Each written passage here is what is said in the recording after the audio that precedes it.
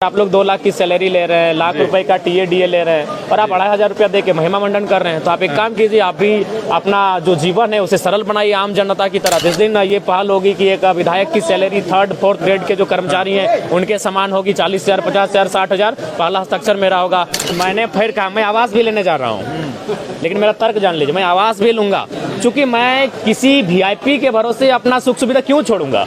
मेरी राज्य की जनता गरीब है, लाचार है, बेबस है, यहाँ के छात्र प्रताड़ित हैं, परेशान है। तो जो सुविधा मुझे सरकार से मिलेगी मैं वो सुविधा लूंगा और उन्हें मैं रॉबिन हुड के तर्ज पर जनता को दूंगा। तो मेरा कहना है कि जो आवास मुझे अलॉटमेंट होगा वो किसी वीआईपी पर्सन क्यों होगा, इसलिए मैं वो आवास लूंगा। बिल्कुल आज मीडिया के सामने कह रहा हूँ और वो मैं अपने क्षेत्र से आने वाले 10-15 विद्यार्थियों को अलॉटमेंट कर दूंगा। सोच कर आए जी, बहुत सारे विषय हैं जिनको सोच कर आए हैं, जो राज्य स्तरीय हैं, कोयलांचल स्तरीय हैं, जिला स्तरीय हैं और जैसे ही हमें अवसर मिलेगा उन विषयों पर वार्तालाप होगी, उन विषयों पर चर्चा होगी और उन समस्याओं का निदान करने के लिए सरकार पर प्रेशर बनेगा। पेपर लीक का मामला किस तरह से? देखिए करिश्मा जी, पेपर लीक का मामला बिल्कुल जघन्य अपराध है।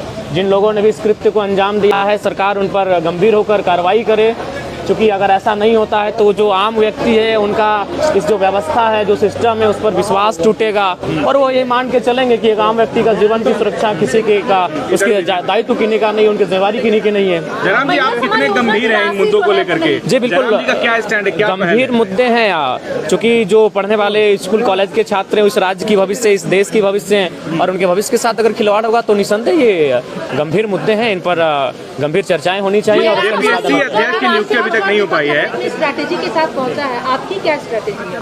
देखिए हमारी स्ट्रेटजी यही है कि बजट सत्र के माध्यम से इस राज्य को एक ऐसा बजट मिले जिसकी राज्य कल्पना कर रहा है, जो हमारे जो वीर शहीद हैं उनके सपनों को साकार होता हुआ देख सके इस राज्य को, उस दिशा में इस राज्य का बजट पारित होना चाहिए। जयराम जी, जेपीएससी अध्यक्ष पद अब तक खाली है, अब तक क्यों नहीं सरकार को मिल पा रहा है? देखिए इसके पीछे कोई कारण होगा, जो कोई विशेष कारण होगा। आशा करते हैं कि सदन जब चलेगा तो जेपीएससी अध्यक्ष की भरपाई की मांग उठेगी सदन में। लेकिन जो युवा वो कह रहे हैं कि जयराम जी अब इन मुद्दों पर बहुत सुस्त हो गए हैं। देखिए सुस्त का सवाल नहीं, हमारा घर धनबाद पड़ता है, आंदोलन रांची में होता है, इसीलिए देखिए आंदोलन में जब भी हुआ था रांची को हम लोग अपने रांची के साथियों के हवाले छोड़े कि यहाँ के आंदोलन को देखभाल करेंगे, उपस्थिति देंगे और उनको उनका सहयोग करेंगे।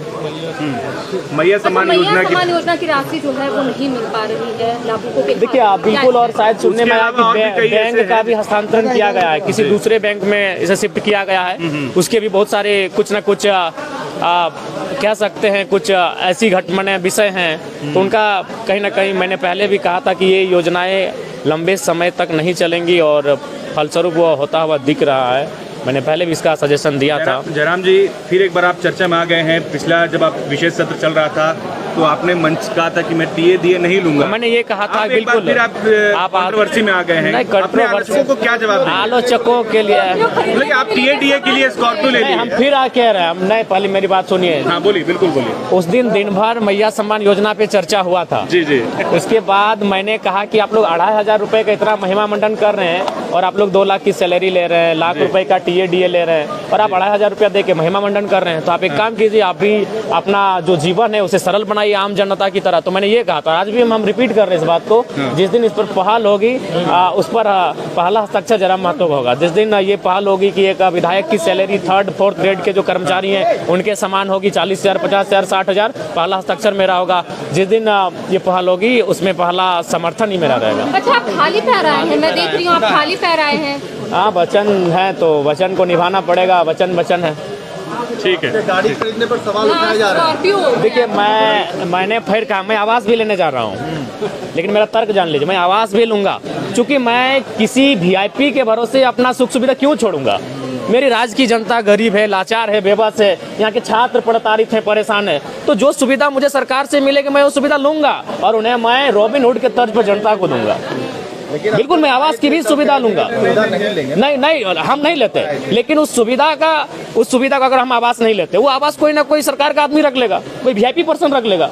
देखिए रहे मंत्री लोग 2 जगह का रखे हैं, पुराना आवास भी रखे हैं और नया आवास भी रखे हैं। जो विधायक हार के गए वो आवास नहीं छोड़ रहे हैं। तो मेरा कहना है कि जो आवास मुझे अलॉटमेंट होगा वो किसी वीआईपी पर्सन क्यों होगा, इसलिए मैं वो आवास लूंगा। बिल्कुल आज मीडिया के सामने कह रहा हूँ और वो मैं अपने क्षेत्र से आने वाले 10-15 विद्यार्थियों को अलॉटमेंट कर दूंगा।